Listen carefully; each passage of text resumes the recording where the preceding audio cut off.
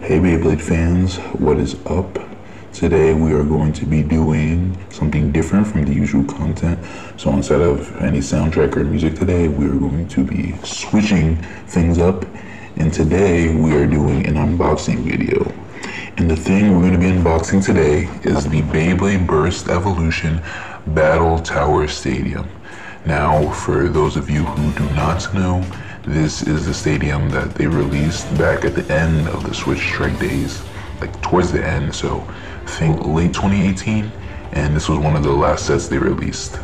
What comes in this set is two Beyblades. We have Strike Valtryek and Twin Noctimus, and then we have the Battle Tower Stadium, which is the two-layer stadium. This is the first time they ever did a two-layer stadium, and the whole idea with this is, step back and show you. It's kind of hard to see, but the idea is that there is a point at the top where you can launch in, and then there will be one level here. If the Beyblades are knocked off, they'll fall down to the second level, and that's kind of the thing that sets this apart from the other stadiums. So as you can see, it's pretty nice. We have our Beyblades, we have the set, and for whatever reason, we have the dual layer launchers.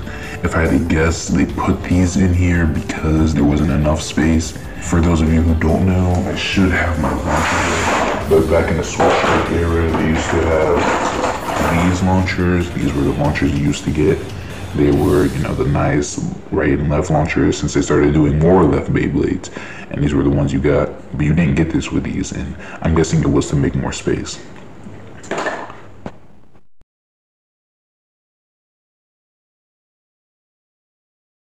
And we have the Beyblade Burst tops, and we have the launchers, and we have the stadium. Those are the things it has on the side. So you saw this, you have already seen the front, and now on the other side are Beyblades. So we have Strike Valtryek V3, Strike in quotation marks because they kind of missed the main gimmick, but I'll get into that later. So we have 9 attack, 6 burst, 0 defense, 4 weight, 7 agility, and 0 stamina. Then we have our Noctimus, Twin Noctimus, 4 attack, 5 burst, 4 for defense, 4 for weight, 5 agility, and 0 stamina. Now I will say, when it comes to these type of statistics, Hasbro usually has these stats on, but they never really mean anything too significant because of the fact that they're usually never completely accurate, especially with an Optimus here. For those of you who don't know, it comes with Jaggy, and Jaggy, assuming they're talking about more than the layer itself, Jaggy is a pretty good one when it comes to stamina. Of course, it's outclassed by a lot of other stuff we have, but when it comes to the stamina, it was pretty solid back in the day. So it's also one of the reasons why you should kind of take it with a grain of salt, really, more than anything, especially with agility here. I don't know. I'm not exactly sure if Jaggy has more agility than the Reboot. But let's move on. And it's time to talk about the Beyblades a little more in depth themselves. Alright, so the first Beyblade we have here is Strike Valtryek V3.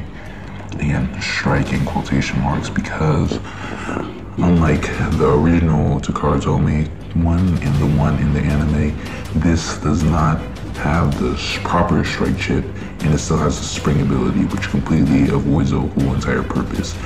It also has Reboot, and Strike Valtryek did have Reboot, but it would have been nicer to get Ultimate Reboot.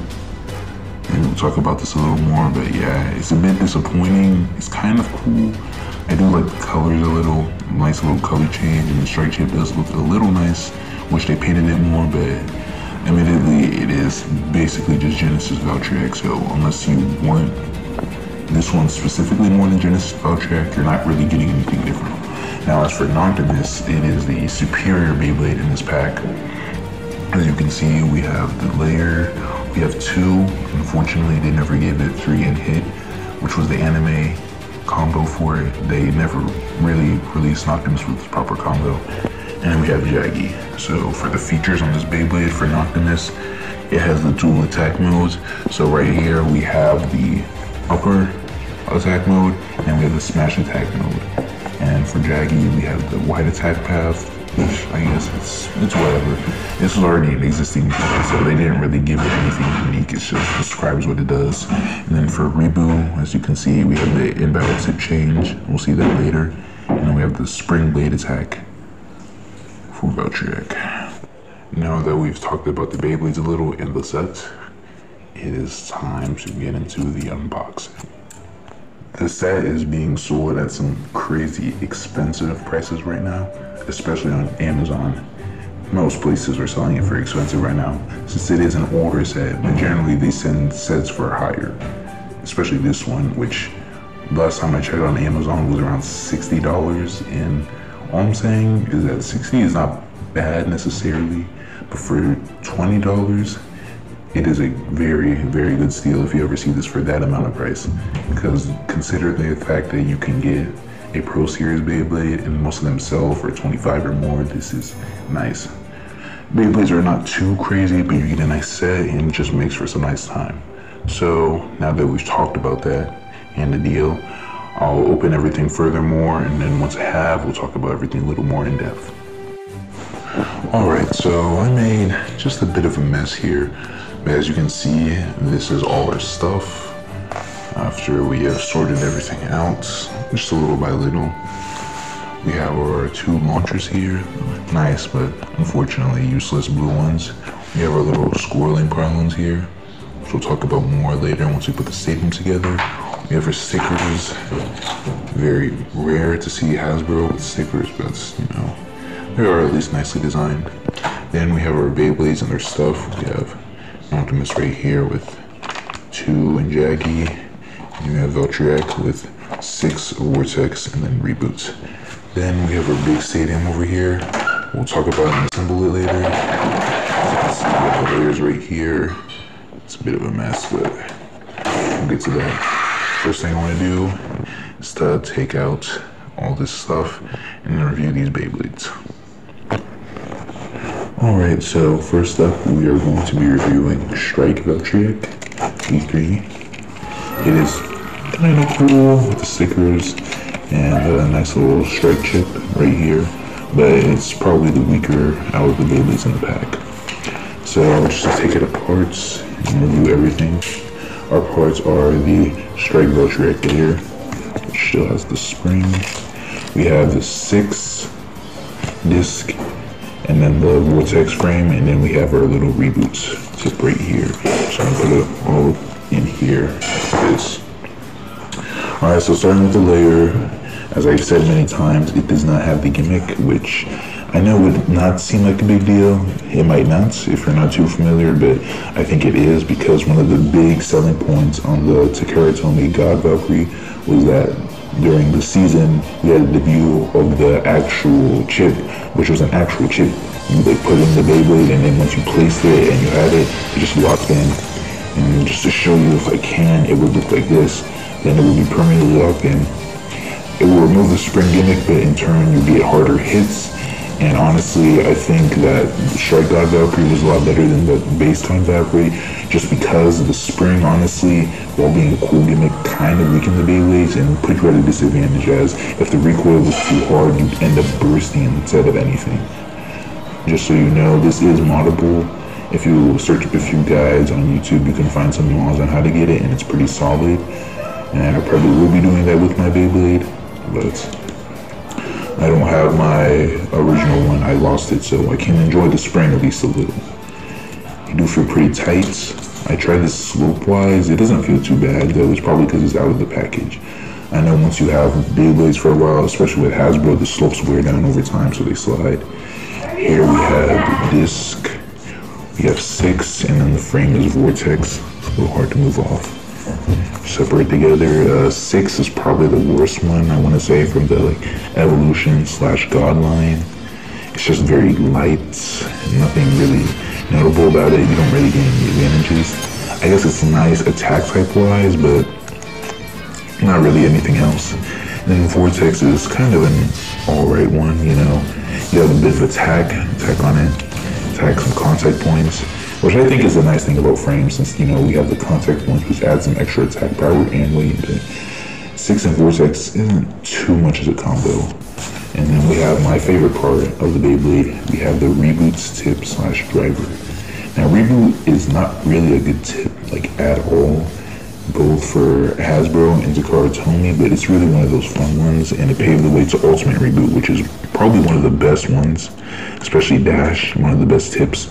But the main gimmick for this is that when you launch it in battle, hopefully you usually should have enough force, the things will protrude out and you will have this little points. It is just this little contact point, so you might get some attack on it, but generally the more you use Reboot over time, this point will kind of wear down, so you'll just have more of a stamina bay if anything.